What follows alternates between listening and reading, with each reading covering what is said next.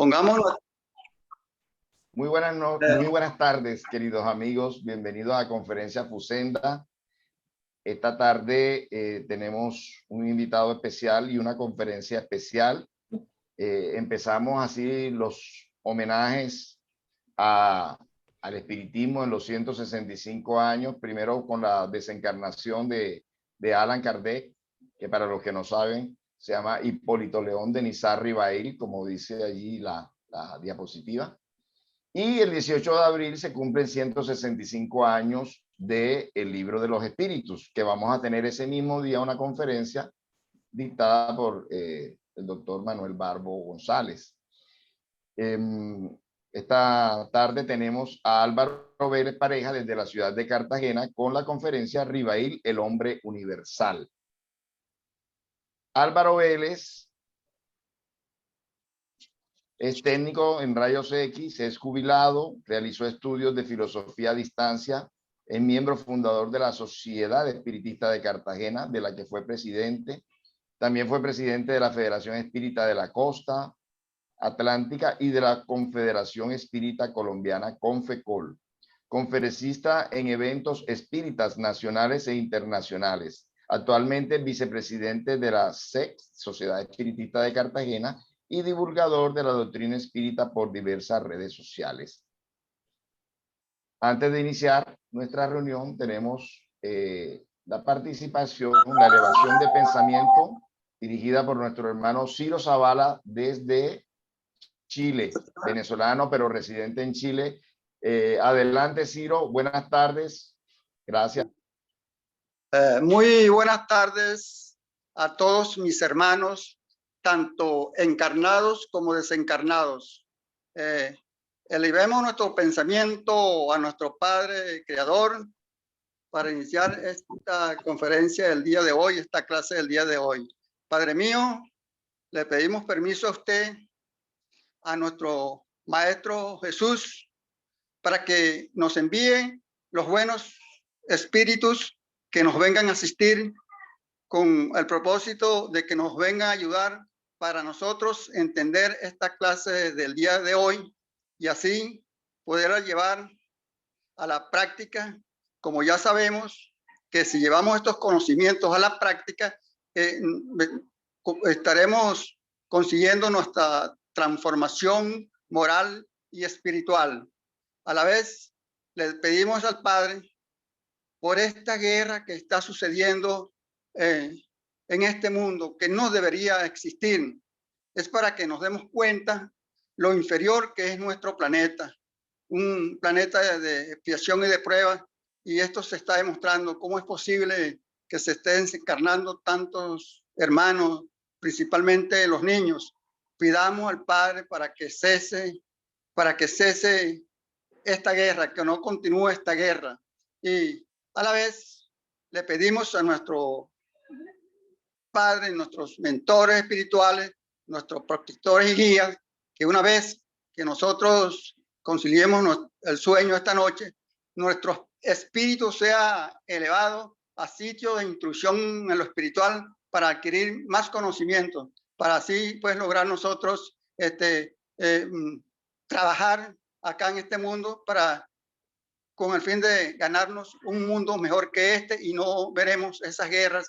Nos dice el hermano Andrés Luis que los mundos superiores, allí lo que reina es el amor. Bueno, entonces ya ha quedado abierto pues el inicio de la clase de esta tarde. Gracias hermano Álvaro. Gracias, Abel. Gracias, Ciro. Álvaro, bienvenido. Gracias por aceptar esta invitación y la palabra es tuya. Adelante. Gracias, muy buenas tardes, buenas noches a todos por estar nuevamente aquí reunidos para compartir todas estas enseñanzas.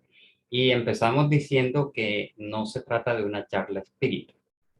Hoy no vamos a hablar de la doctrina espírita, no vamos a hablar de Allan Kardec como tal, ni del espiritismo como acostumbramos, sino que vamos a hablar de historia, desde el punto de vista histórico y cultural, la vida y obra de este personaje que se llamó Hipólito León de Nizar-Rivel. Y recordamos con esta lámina que él nació el 3 de octubre de 1804 en Francia y falleció el 31 de marzo de 1869. A la edad de 65 años, se están cumpliendo los 218 años de su natalicio, los 165 años de publicación de su primer libro como Kardec.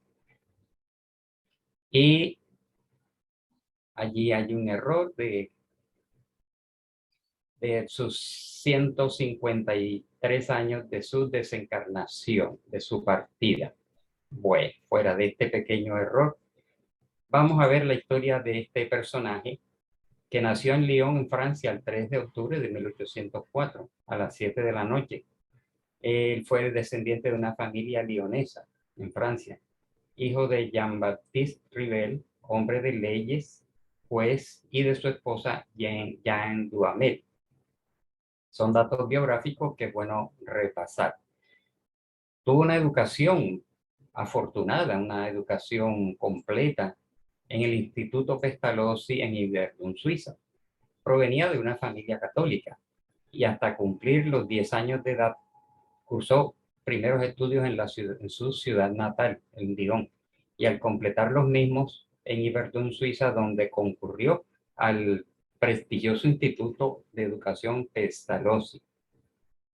Fue en 1814, los padres de Rivel decidieron enviar a su hijo a Yverdun, Suiza, por el renombre que había adquirido dicha escuela en toda Europa, regida por Juan Enrique Pestalozzi, así como la situación política que atravesaba el país cuando el emperador Napoleón perdía la batalla de Waterloo. Son datos históricos para que nos ubiquemos en qué época vivió Hipólito León de Nizar-Rivel. Allí vemos una foto actual del castillo de Pestalozzi de Yverdun, donde funcionó durante muchas décadas este prestigioso instituto dirigido por la familia Pestalozzi. La escuela de Pestalozzi Yverdun fue un lugar de reunión para niños del mundo entero. Era la escuela del universalismo, de la fraternidad. ¿Por qué del universalismo y la fraternidad? Porque allí se recibían niños de toda Europa que tenían cierta facilidad económica, hay que reconocerlo, y que no había restricción de que pertenecieran a X o Y religión, sino que había una apertura, una universalidad. Y uno de los principios de educación de Pestalozzi fue precisamente eso, inculcar en todos los niños de distinta procedencia que hubiera una integración. Pestalozzi era el educador atento, el maestro a la vez severo y dulce, justo y caritativo. En su doctrina y en su ejemplo, Rivel encontró el modelo de hombre íntegro, que fue luego él mismo, y que se volvió igualmente el ideal de una moral universal. Entonces vemos que es muy saludable que en un colegio de ese nivel hubiera esa integración, esa procedencia de distintos orígenes para que las personas pues tuvieran una instrucción, una visión de esa diversidad de procedencia, además de los distintos idiomas que esos niños llevaban. Entonces, Yverdun fue decisivo para el joven Rivel. Toda su actividad futura, su vida de director escolar y de autor de libros didácticos, que fue continua durante 30 años, ¿no? Él empezó a escribir desde 1824 a 1854, todos sus raíces en los años transcurridos en Yverdun. Entonces, veamos un poco en qué consistía esa educación pestalozziana. Por ahí decía doctrina, la doctrina educativa pestalozziana, ¿no? Y Rivel lo explicó en los siguientes términos: tomar al niño al salir de las manos de la naturaleza para seguirlo en sus desarrollos, considerar la manera en que sus ideas se desenvuelven, estudiar sus necesidades y sus facultades, había que tener todo esto en cuenta, observarlo constantemente y establecer un método que tendía esencialmente a aprovechar sus facultades que había recibido de la naturaleza, ¿no? Todos tenemos facultades, todos tenemos capacidades, todos tenemos imperfecciones. Pero Pestalozzi consideraba que era importante estudiar a cada niño particularmente para ver cuáles eran sus capacidades y ayudarlo a que las desarrollara. Darle un juicio sano y habituarlo a poner en orden sus ideas. Entonces, Hipólito León de Nizárt-Rivell se acostumbró desde niño a poner en orden sus ideas, que lo vemos en sus obras, en sus libros. En 1818 contaba ya 14 años, edad del límite escolar. Pestalozzi era llamado desde todas partes de Europa para fundar institutos semejantes al de Yverdun. En esa época, un joven de 15 años era ya un bachiller. Rivell se hallaba en París ya en 1824, o sea, a los 20 años, fecha de la publicación de su primer libro. Entonces aquí vemos que sin llegar a ser propiamente un niño prodigio, era muy avanzado, porque una persona, un joven de 20 años, hoy es considerado inmaduro, desorientado, no tiene este desarrollo y este alcance, aunque se hayan dado excepciones en la historia, pero ya publicar un primer libro a los 20 años es una ventaja. En esta etapa de su vida, Rivell parecía haber encontrado su vocación, que era la de educador, profesor. Se entregaba a fondo, no economizaba sus esfuerzos. Un número importante de libros de carácter didáctico, planes, métodos y proyectos propuestos a los diputados, gobiernos y universidades concernientes a la eterna reforma de la enseñanza francesa. Es decir, que hasta donde entendemos, la enseñanza francesa tenía constantes reformas, ¿no? Y Rivell aparece allí haciendo sus aportes, como vamos a ver. En una palabra, una actividad pedagógica tomaba lugar en su vida privada. En 1824, como dijimos, publicó su primera obra, que era Curso Práctico y Teórico de Aritmética. Entonces, no solamente era un cualquier libro, era ya un curso y de una materia muy difícil, que era sigue siendo la aritmética, para los que no tenemos facilidades para ella, mientras que otras personas tienen una gran facilidad para la aritmética y las matemáticas. En cuyo discurso preliminar leemos: deseando hacerme útil a la juventud. El joven Rivell hace elogios de sus maestros Pestalozzi, Boniface, discípulo de Pestalozzi, maestro de Rivell y director de una escuela en el barrio de Saint-Germain, en París. Durante mucho tiempo, el pedagogo siguió los consejos del educador de Yverdun y firmó sus obras con la mención discípulo de Pestalozzi. Es decir, que Rivell en todas sus obras pedagógicas ponía Hipólito León de Nizárt-Rivell, discípulo de Pestalozzi. Y no está de más recordar que él fue el que llevó el método de enseñanza pestalozziana a Francia. El joven institutor fundó en París, en el número 35 de la calle Sèvres, un establecimiento semejante al de su maestro de Yverdun y lo llamó Institución Rivell. Tenía planes de educación que estimaba eficaces y necesarios para la enseñanza del francés. Entonces, fue en 1828, ya a los 24 años, redactó el plan propuesto para el mejoramiento de la educación pública, que fue precisamente un plan propuesto a la educación en Francia, y por supuesto que sabemos anticipadamente que fue acogido y aprobado. Vemos allí entonces que el Instituto Técnico Rivell, modelado en el recién extinto Instituto de Yverdun, pues que este centro pues tuvo problemas internos difíciles de superar y fue clausurado. La institución fue creada con el apoyo financiero de uno de sus tíos maternos y se sitúa en uno de los mejores lugares de París, en la calle Sèvres número 35. Rivell conducía con seriedad y usando una metodología innovadora, la institución produjo rápidamente resultados esperados, consiguiendo un relativo éxito. Ahí hay una foto del sitio donde funcionó el Instituto Rivell. Vemos entonces que, siguiendo con esta historia de este noble educador, obtiene en la Academia Real de Arras en 1831, tenía ya 27 años, lo premió por un trabajo presentado en concurso, al que tituló ¿Cuál es el sistema de estudios más en armonía con las necesidades de la época?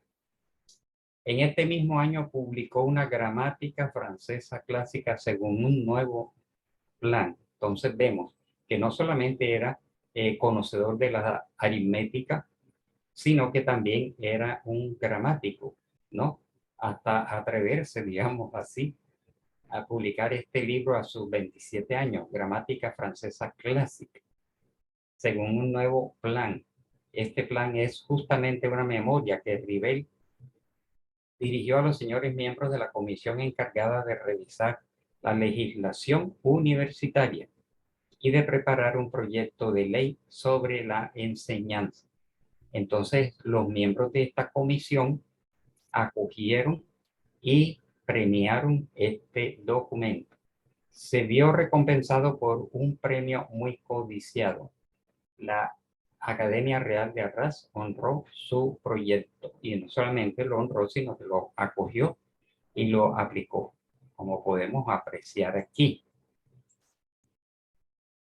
Vemos entonces que otra parte de su vida conoce a la que sería su esposa Amelia Baudet. Fue en esta misma época que entabló conocimiento con Amelia Baudet, quien un año después sería su esposa. Ella también tenía formación de educadora e incluso publicó un libro sobre arte. En el mundo de las letras y la enseñanza que Denis Rivel frecuentaba en París, conoció a Mademoiselle Amelia Gabriela Baudet, que era institutriz diplomada de primera clase. O sea, enseñaba en primer nivel. Era pequeña, ¿no? De baja estatura, muy bien formada, gentil, graciosa, rica por parte de sus padres, inteligente y vivaz. Supo hacerse notar con su sonrisa y sus cualidades a que Monsieur Rivel, en el que ella adivinó bajo un hombre amable, en el buen humor fresco y comunicativo, al pensador sabio y profundo, aliado a tales cualidades una gran dignidad en el vivir. Entonces, estos dos seres se encuentran, se identifican, tienen una gran cultura, están en el mismo campo educativo y por la personalidad noble de ambos, indudablemente entran en sintonía y forman este hogar que no tuvieron hijos.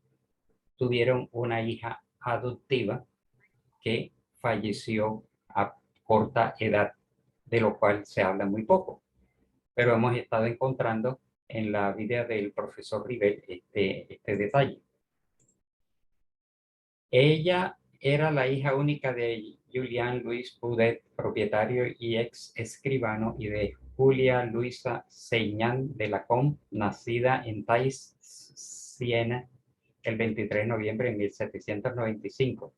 Era, por tanto, 9 años mayor que Denisard Rivel. El 6 de febrero de 1832 contrajeron matrimonio y los jóvenes esposos se instalaron en el Instituto Técnico que había acá fundado Rivel, ubicado, ya vimos, en esa dirección. Ambos esposos se entendían muy bien, puesto que la colaboración entre ambos no sufrió ningún tropiezo. Amelia secundó a su marido tanto en la actividad pedagógica como en sus actividades como investigador, escritor y divulgador. Y pues por estos azares de la vida, por la vida material, la situación política y económica y todo esto que cuesta sostener un instituto, llegó un momento en que cerró. Al cabo de un par de años y debido a que el tío de Rivel, socio capitalista, había perdido en el juego todo su dinero, la institución Rivel tuvo que cerrar. Pero superado el dolor de este acontecimiento, Rivel pronunció su último gran discurso de fin de año, el 14 de agosto de 1834, ante sus colaboradores y sus alumnos reunidos, expresó: Vengo, según mi costumbre, a aprovechar esta solemnidad para rendiros cuenta de mi gestión. Ansioso de justificar vuestra confianza, me esfuerzo en reformar lo que me parece defectuoso, en añadir lo que me parece útil, en aprovechar, en una palabra, las observaciones que hago cada día. Es decir, que era un ser observador, porque la educación es la obra de mi vida y todos mis instantes están empleados en meditar sobre este asunto. Feliz cuando encuentro algún medio nuevo o cuando descubro nuevas verdades. Una frase importante. Y era un trabajador intenso. Incluso algunos dicen que él falleció a los 65 años por el excesivo gasto cerebral que tuvo como educador, como escritor, investigador y divulgador. Después de la liquidación del negocio, saldaron una cierta cantidad de francos que invirtieron en un negociante, amigo íntimo de la familia. Desgraciadamente, este también quebró, pero la pareja no se dejó llevar por la desesperación. Monsieur Rivel consiguió llevar las contabilidades de 3 casas de comercio, ¿no? Y con eso pues pudo sostenerse, porque era también contador, ganando con su cargo de tenedor de libros más que suficiente para vivir. Terminada la jornada, este trabajador infatigable concebía durante la noche volúmenes para estudios superiores pedagógicos. Entonces también se dedicaba a la traducción de obras inglesas y de obras alemanas. Desde 1835 hasta el 1848 estuvo dedicado al trabajo escolar. Organizó también en su domicilio cursos gratuitos ¿de qué? De química, física, astronomía, anatomía comparada, todo lo que no había podido enseñar en su instituto técnico. Entonces era un hombre altruista porque no ganaba por dictar gratuitamente estos cursos de todas estas materias que incluyen temas tan diferentes como la química, la física, la astronomía, la anatomía. Y la Universidad de Francia, entonces, el sistema educativo de Francia adoptó sus obras, con la cual coronó en cierta forma una actividad que un cuarto de siglo al servicio de la educación pública, constituyéndose una holgada situación económica. Rivel no renunció a sus planes y proyectos. En 1847 publicó otro proyecto de reforma. Para tener una idea, vamos a mencionar nuevamente estas 20 obras pedagógicas. Entonces, repetimos, curso práctico y teórico de aritmética. Después, a los 21 años, escribe Escuela de primer grado. Después, plan propuesto para la mejora de la educación pública. Y los 3 primeros libros de Telemaco, que como él hablaba también francés, alemán e inglés y otras lenguas, entonces le quedaba fácil y encontró pues interesante este contenido de los libros de Telemaco y hizo su traducción. Gramática francesa clásica, memoria sobre la instrucción pública y memoria respecto de esta cuestión, cuál sistema de estudio está más en armonía con las necesidades de la época. Es decir, que si el profesor Rivel viviera hoy en día, buscaría cuál método de estudio está más acorde con las necesidades de esta infancia y de esta juventud de hoy en día. Haría un excelente documento porque él buscaba la actualización de acuerdo a los tiempos que estaban transcurriendo. No terminan allí el listado. Programa de estudios según el plan de instrucción. Manual para certificados de capacidad.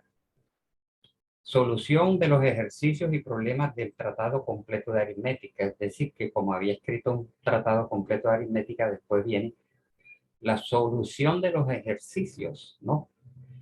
Después, nuevamente, proyecto de reforma de los exámenes y educandarios para jóvenes. Educandarios, las instituciones de educación juvenil. Después llama Catecismo Gramatical de la Lengua Francesa. Indica que es un lingüista, además de ser un matemático, un contador, un educador. Gramática normal de exámenes y dictados normales de exámenes. curso completo y teórico de aritmética, nuevamente, curso de cálculo mental, programa de cursos usuales de física, química, astronomía y fisiología, programa de estudios de instrucción primaria y dictados de primera y segunda edad. También, como podemos ver, este hombre universal perteneció a numerosas sociedades en París y en Francia, con lo cual los investigadores, los biógrafos que después se acercaron a mostrar a ver sus archivos con el permiso de su esposa, encontraron que tenía todos estos diplomas. Diploma de la Sociedad Gramatical de Francia. Por supuesto, se había escrito gramática francesa clásica. Indudablemente era miembro de esta sociedad. Pero también encontraron diploma de la Sociedad para la Instrucción Elemental. Y también fue miembro fundador de la Sociedad de Previsión de Directores de Instituciones y Pensiones de París. También un diploma, pues nada más y nada menos que fue fundador de esta, digamos, sociedad. Diploma de la Sociedad de Educación Nacional de Francia. Diploma de Instituto de Lenguas de París. Entonces, hacía parte de todas estas sociedades. Diploma de la Sociedad de Ciencias Naturales de Francia. Entonces, se considera un científico e investigador. Por eso, cuando nosotros vemos en la escuela, digamos, la historia universal que antes veíamos, que nos enseñaban pues historia de los distintos países de Europa, no encontramos a este personaje. Por eso hay que rescatarlo. Y fue, digamos, apartado, ¿no? Seguimos con los diplomas. Diploma de miembro de la Sociedad Real de Emulación, Agricultura, Ciencias, Letras y Artes de Ain, Francia. Entonces, esta sociedad tenía que ver con agricultura, ciencias, letras y artes. También tuvo diploma de la Sociedad Promotora de la Industria Nacional, es decir, que también él incursionó, no sabemos hasta qué punto, pero si una persona pertenece a estas sociedades de agricultura y de industria nacionales, porque se desenvolvió ampliamente en estos campos. Diploma de la Sociedad Francesa de Estadística Universal. Diploma de la Academia de Industria Agrícola, Manufacturera y Comercial. No, vemos entonces que era un personaje con muchas facetas importantes en su desenvolvimiento. Diploma del Instituto Histórico de París, campo de la historia. Diploma de la Academia de Arras y miembro de la Academia Real de Bellas Artes. Podemos ver así entonces que era un hombre polifacético, Hipólito León de Guizar-Rivel. Entonces vemos aquí en esta lámina cuál era su didáctica rivaliana derivada de la didáctica pestaluciana. Hizo críticas al método por el cual se enseñaba y se aprendía la historia, dando demasiada importancia a las fechas, filiaciones y hechos políticos. Acordémonos que aprendíamos historia y anatomía y tantas otras materias en el colegio que eran memorizaciones, ¿no? Destacando que el verdadero objeto de la historia era el estudio de usos y costumbres y del progreso artístico y científico de las distintas épocas, es decir, más que aprenderse una serie de fechas. Y cuando no nos aprendíamos las fechas y perdíamos los exámenes, pues nos sentíamos menoscabados, pero él hacía hincapié en que tanta memorización, lo que importaba era conocer las costumbres, los usos, los procesos, el progreso de arte y de ciencia. Desarrolló un habilidoso método de calcular como un cuadro mnemónico de la historia de Francia, que permitía memorizar fácilmente los hechos más destacados, es decir, no tanto detalle. Y sin embargo, por acá en Latinoamérica todos recordaremos que cuando estábamos en el colegio teníamos que aprender la historia, no solamente la historia patria y la historia sagrada y el catecismo y todas estas cosas, sino la historia universal, y que hoy han reunido con el título de Sociales, que abarca tantas cosas que realmente los estudiantes no quedan bien estructurados porque metieron todo como sociales. Presentar a los niños los elementos de la ciencia de una manera menos árida, desarrollar sus actitudes intelectuales, habituándolos a hacer continuamente el uso de la razón y del discernimiento, del análisis, de la observación, la comparación, la crítica constructiva, ¿no? Todo esto Rivel lo heredó de Pestalozzi. Hacer que amen el estudio y, por supuesto, que hasta cierto punto, guardadas las debidas proporciones, los estudiantes en ciertos momentos hasta odiábamos el estudio, no lo amábamos. Es muy raro, ¿no? Salvo muchas excepciones que uno ama cierta materia. De pronto amábamos ciertas materias y odiábamos a otras. Entonces, Rivel decía, es que hay que inducir al estudiante a que ame lo que hace, ¿no? Por sus propios atractivos, y a veces no nos parecían atractivas todas estas materias. Y lo hacíamos por la nota, por el temor a los padres, por cumplir, por estar dentro de una tradición, todo esto. Y la verdad, por el placer de descubrirlas por sí mismos.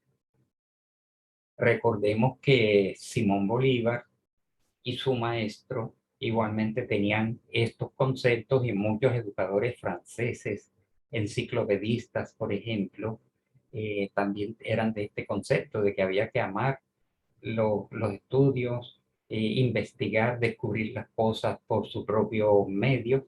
Indudablemente que el profesor habilidoso le hace creer y sentir al niño que él es el que está descubriendo cuando eran llevados a las montañas, a los campos, en contacto con la naturaleza, y inducir a que el niño de fuera descubriendo el tema de los insectos, de las hojas, las plantas, las flores, las aguas, y esto entonces se volvía muy atractivo. Por supuesto, daba grandes frutos.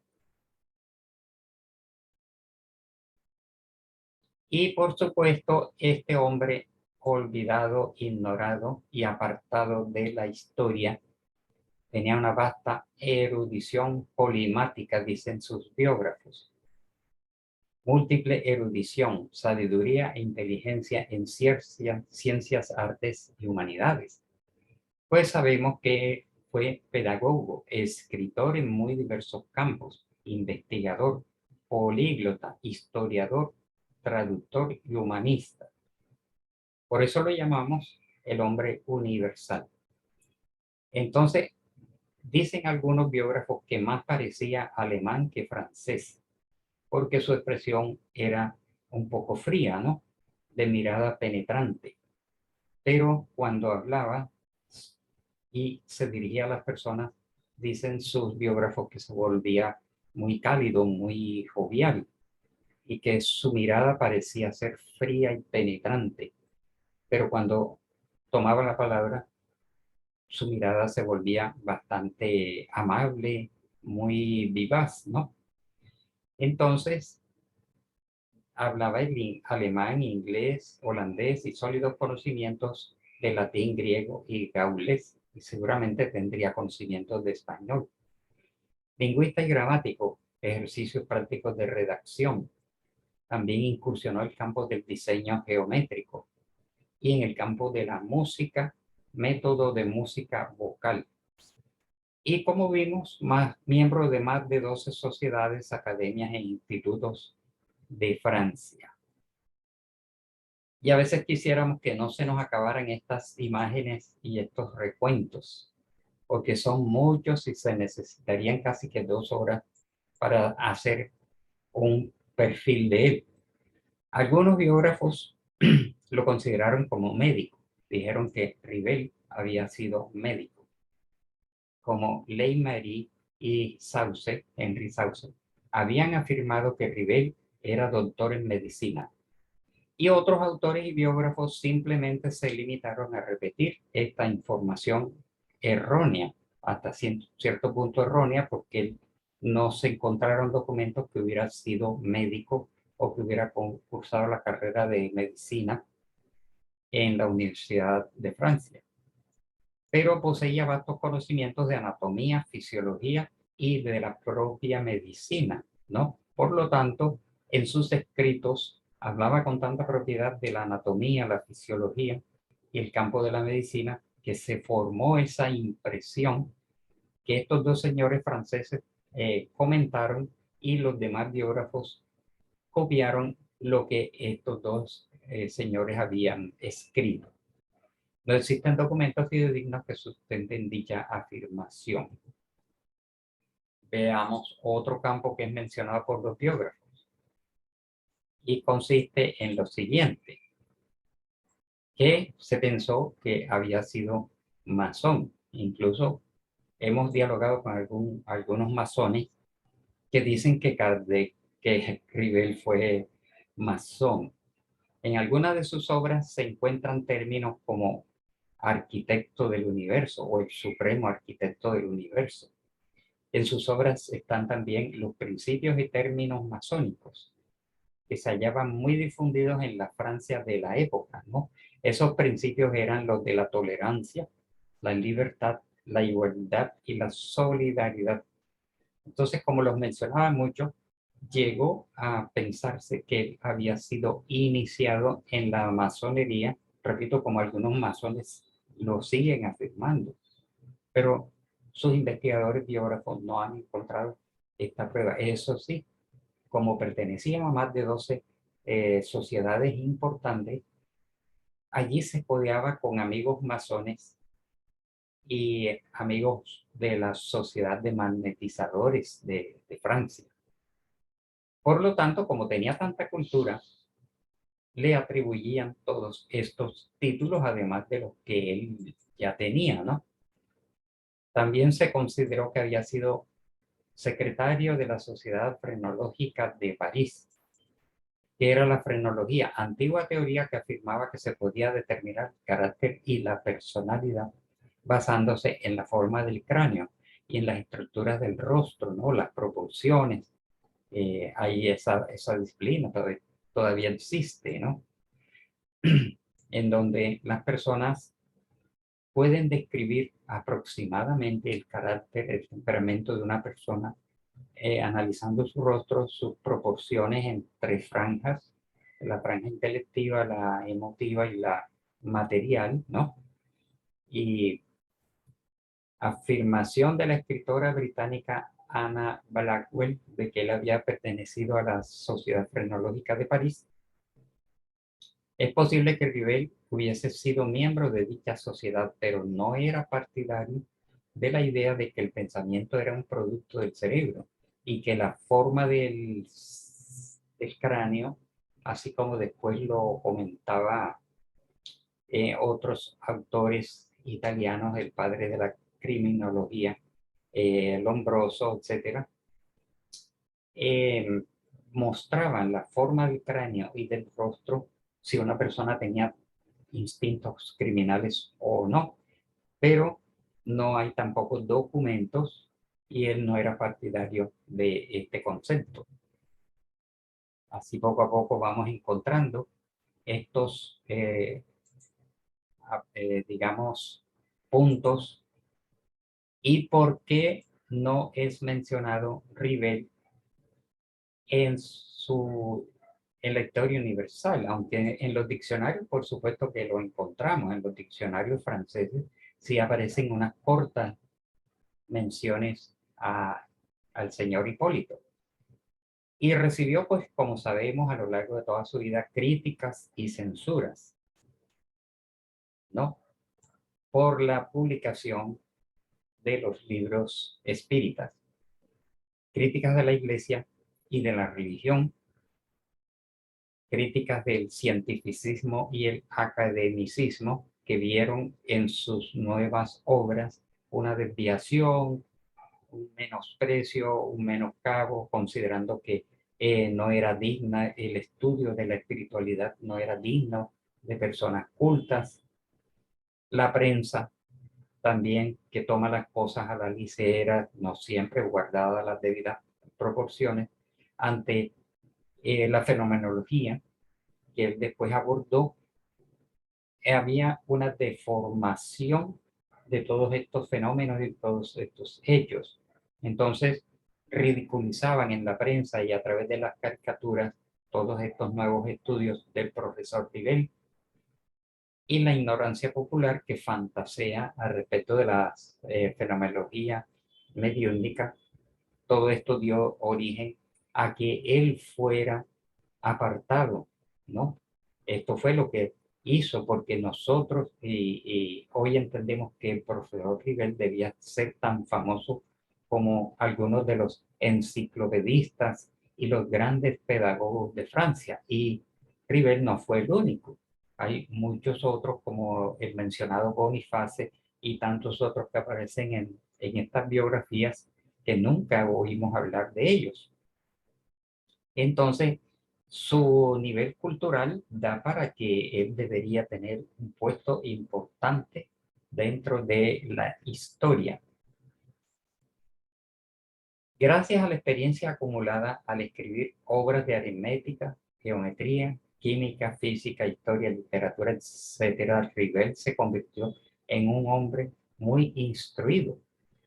El estudio de las ciencias y las humanidades le habían enseñado que el hombre, para ser verdaderamente libre, debe tomar conciencia de su universalidad.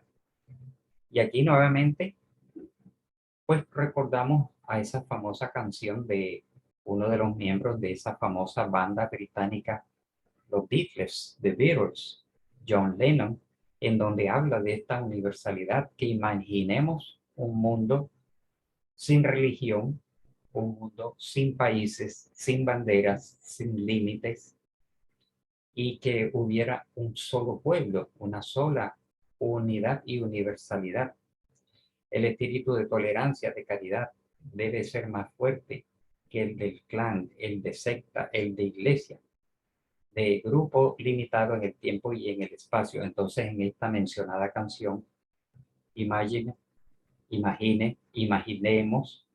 indudablemente, el autor rebelde, que era contestatario y era canciones protestas, por supuesto, en esta banda británica, no todas, por supuesto, veían que la humanidad estaba fraccionada con todas estas limitaciones geográficas, políticas, religiosas, un mundo donde no hubiera guerra, y ese mundo sería el mundo de regeneración, un mundo donde no hubiera odios, donde no se hablara de un cielo y un infierno como se tenía en ese sentido, como un sitio por allá encima de las nubes o otro debajo de los pies en la tierra, en donde hubieran demonios y llamas, ¿no?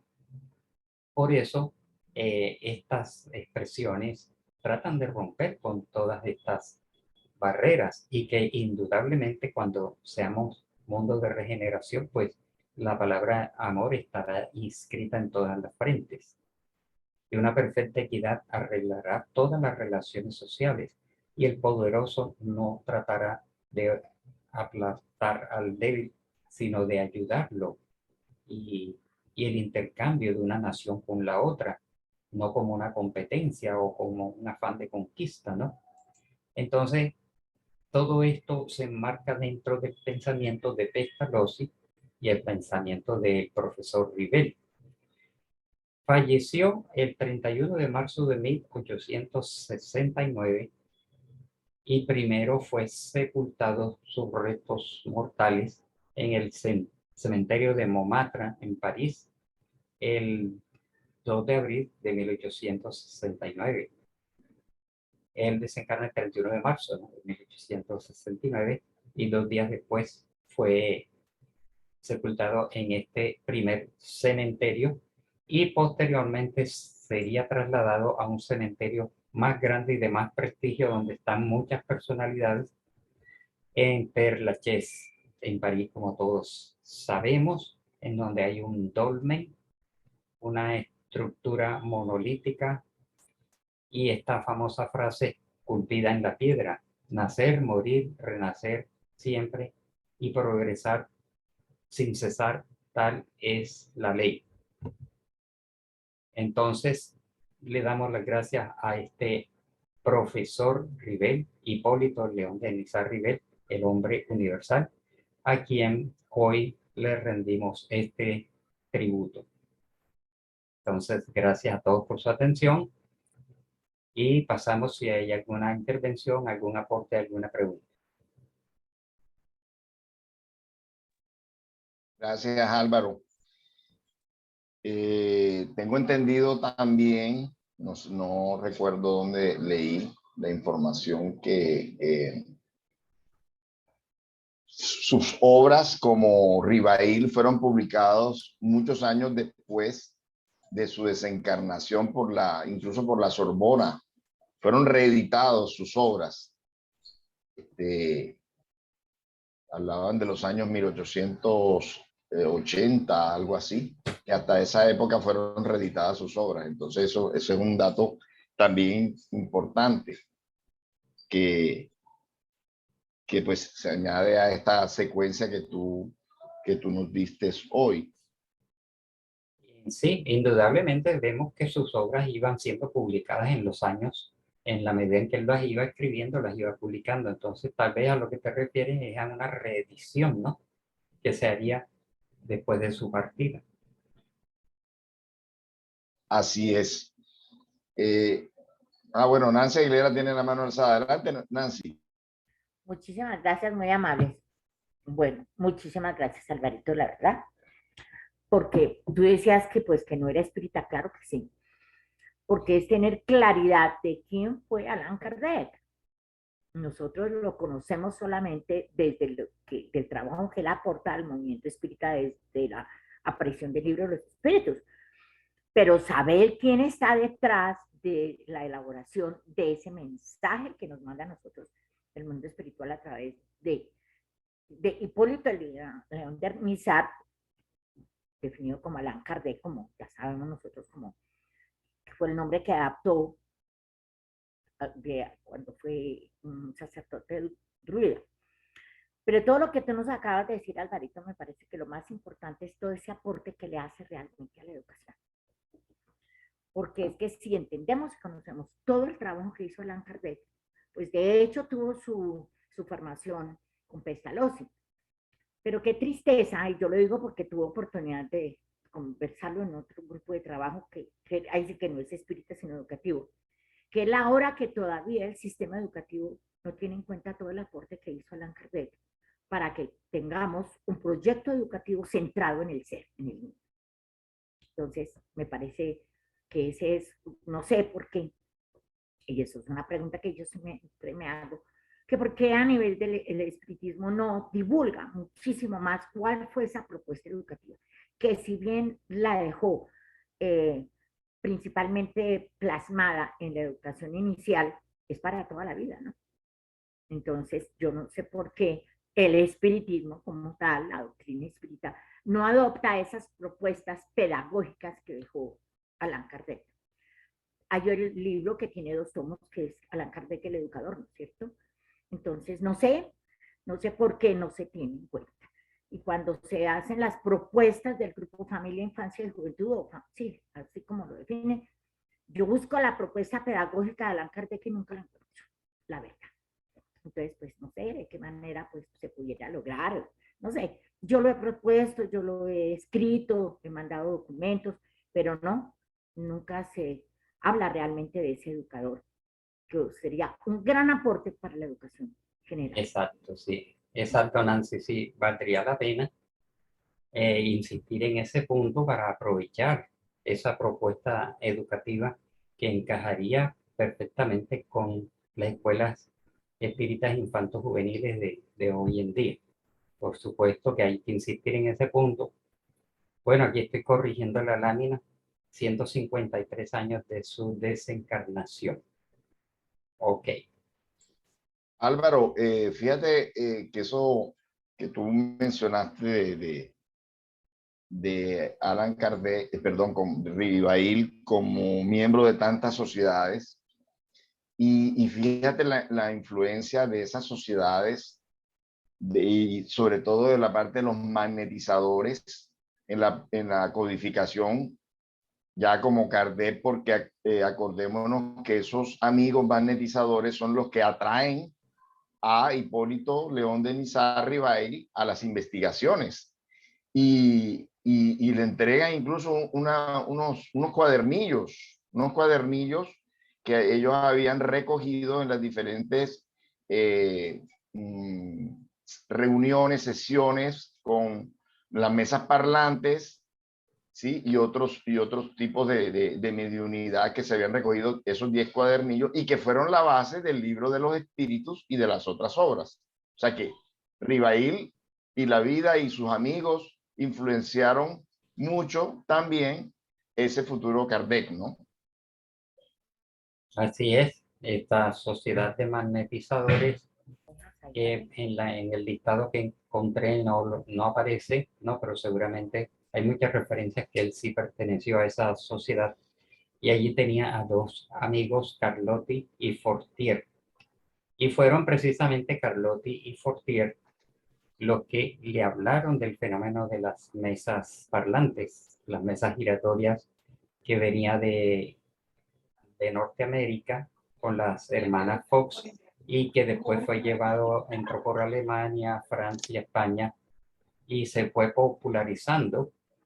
Y por supuesto ellos, Carlotti y Fortier, fueron los primeros que le hablaron de este fenómeno al cual él no creía exactamente al principio por su formación científica y sus, hasta cierto punto, rigor, no rigidez, sino rigor intelectual, que poco a poco él se fue interesando en este fenómeno. Entonces sí, fue importante tener contacto con estos amigos magnetizadores. José Olivera abrió el micrófono, Sí. pero no sé si quería. Adelante, José. Sí, Álvaro, pero yo creo que la mejor biografía que hay de Kardec es la de educador y el codificador de Seu Wantur y Francisco Thyssen, porque es muy completa y aparece en la mayor parte de la información que tú has dado y algunas otras que estoy leyendo y que realmente desconocía totalmente. No sé si puede haber alguna otra biografía mejor que la de Thyssen y la de Zeus. Seu Bantuil y Francisco Thyssen viajaron específicamente a París y tuvieron acceso a una cantidad de documentos y ellos son los que han hecho esta recopilación y encontraron tanta información que son 3 volúmenes, que allí lo tengo en esta biblioteca. Digamos, los 3 volúmenes de meticulosa pesquisa biobibliográfica de Allan Kardec y hacen todo un recorrido, toda la historia en este campo, digamos, pedagógico y otros capítulos que indudablemente, pues, en este resumen no pude incluir, pero sí valdría la pena, pues, en una exposición que duraría como 2 horas, podríamos hacer un recorrido mucho más detallado. Indudablemente esta es la mejor biografía de Hipólito León de Niza-Ribail. Incluso por ahí hay institutos espíritas que han usado el nombre Instituto Rivel, Editora Rivel, etc. Álvaro, quisiera preguntarte qué implicaciones tuvo el cambio de nombre, de él empezar a firmarse como Kardec ya con la doctrina espírita, y qué hubiera pasado si, por ejemplo, él hubiera seguido con su apellido original, Ribail. ¿Qué piensas tú que hubiera podido pasar si no cambia su nombre? ¿Y qué influyó en el cambio de nombre? Bueno, más que cambio de nombre, en lo que influyó fue en la materia a la cual él se estaba dedicando, que era el estudio de la fenomenología mediúnica. Y eso fue un cambio, un viraje total en la dirección de su vida. Y el cambio de nombre fue sugerido por los espíritus que le indujeron a que hiciera un corte entre la vida del pedagogo Hipólito León de Niza-Ribail, reconocido en Francia. Hubieran visto extraño de que este personaje de pronto se estaba dedicando a los fenómenos mediúnicos, a las mesas parlantes, danzantes y giratorias, al espiritismo, entonces hubiera contaminado su prestigio como pedagogo y como escritor de tantas obras, ¿no? Entonces hubiera contaminado esta nueva inclinación que indudablemente la vieron extraña, rara. Y entonces, por sugerencia de los mentores espirituales, hizo un corte y utilizó el seudónimo que había sido su nombre en una reencarnación anterior como sacerdote druida, que se había llamado Allan Kardec. Entonces, un campo hubiera contaminado al otro, hubieran visto que el profesor Rivel se desvió, se volvió extraño, miren lo que está haciendo ahora. Y a pesar de eso, lo marginaron, ¿no? Porque en el fondo sabían que era el mismo. O sea, hizo el cambio de nombre para hacer una separación de los dos campos para que el uno no contaminara al otro. Y a pesar de eso, en el fondo, la gente sabía que Allan Kardec era el mismo profesor Hipólito León de Niza-Rivel y vinieron los señalamientos, los prejuicios y la crítica que hizo que fuera desplazado del campo de la historia. Nancy Aguilera tiene la mano alzada. Qué pena, no le he bajado. Bueno. Disculpe, ya la bajo. Ay, qué pena, la dejé levantada. Se puede cansar. Sí, me claro. canso, me da calambre. ¿Alguna persona más quiere decir algo, alguna pregunta, alguna reflexión? No sé. Pues Hace ahora algunos sí, la años. mía, muchísimas gracias. Ojalá logremos realmente con esa información que recibimos aplicarlo a la divulgación del espiritismo. Sí. Muchísimas gracias. Ahora, gracias. Ahora me acabo de acordar de que hace unos 15 años, unos 17 años, en la antigua residencia, en un apartamento del lado, vivía un francés casado con una peruana. Entonces, un día se me dio por mostrarle el libro de los espíritus en francés, un libro de bolsillo que tenía o que todavía tengo acá. Y entonces habían llegado unos visitantes franceses a ese hogar y se me dio por mostrarles el libro y ellos se quedaron asombrados. El libro de los espíritus conteniendo los principios de la doctrina espírita, publicado y compilado por Allan Kardec de París, Francia, y ellos se quedaron, no conocían estos personajes, no conocían a Allan Kardec, ni mucho menos a Hipólito León de Niza-Rivel. Entonces eso vemos que incluso en el propio país, como ya sabemos, no hay tanta crecimiento del movimiento espírita. Sí hay un movimiento espírita organizado, ¿no? Pero no tanto como en Brasil.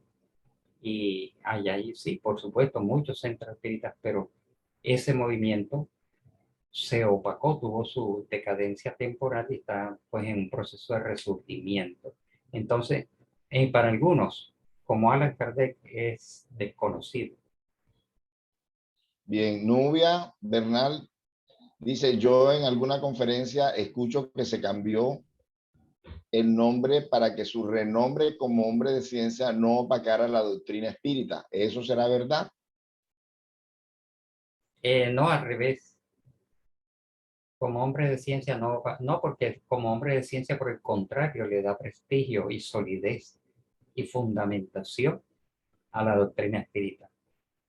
Fue más que todo para que no opacara su prestigio como pedagogo y para que separara los dos campos con una nueva vida, un corte allí.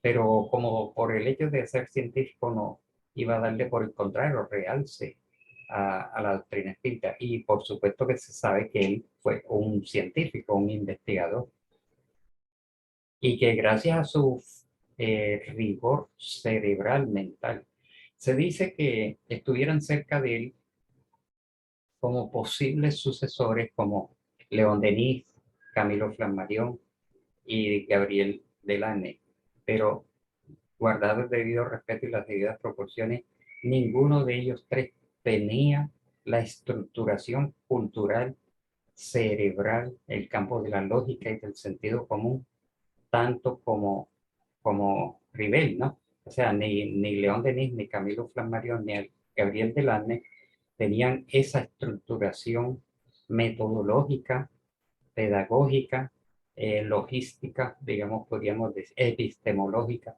que tuvo el profesor Rivel. Bien, Alina Barbosa desde Chile, venezolana residente en Chile. Adelante, Alina. Hola, buenas noches a todos. Buenas Bueno, noches. vemos que los proyectos espirituales, las preparaciones, no es nada fortuito que hayan escogido a Hipólito León, Tenisa River, como esa persona para la codificación, para los embates, para la investigación, porque él venía ya preparado espiritualmente y de paso en la preparación que tuvo desde tan joven, con sus estudios, el gusto por el estudio, la amplitud de investigación, de preparación, de todo, se fue llevando de tal forma que después de que ya él estaba realizado como pedagogo, como profesor, como todo, como historiador, como políglota, le cambió el giro de la vida por poco tiempo, porque prácticamente en 10 a 12 años él desarrolló todo lo que es el espiritismo y terminó su proyecto para lo que estaba en misión. Entonces, una vez más vemos que todo tiene una secuencia, ni él mismo se lo explicaba por qué, pero ya él estaba ampliamente preparado, tanto en lo material como los conocimientos que podía traer de otras reencarnaciones, aunque no se recordara.